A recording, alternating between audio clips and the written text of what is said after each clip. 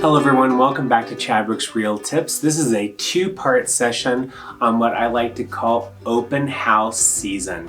That's summer, that's right.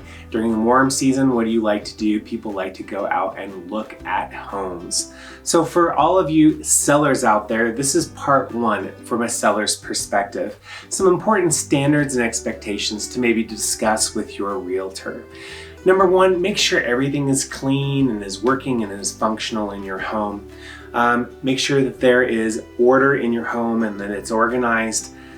You also want to make sure that there's flyers, a takeaway for your buyers, because they probably will see 7 to 10 homes that day and probably may not remember every single home. So they can always refer back to that flyer.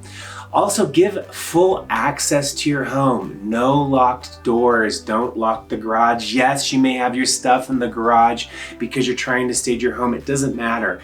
Give people the opportunity to look inside every door. So full access. No pets. Don't leave your pets in your home.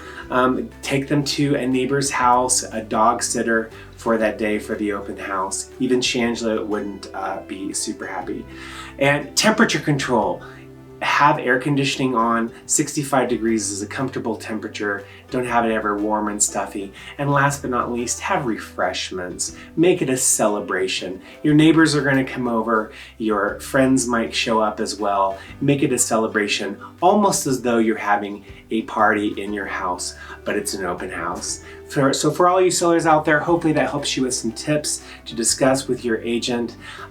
Feel free to use this as your free resource for all of your real estate needs, and follow our social media feeds. And we will see you next week on part 2 for buyers open houses on Chadwick's Real Tips.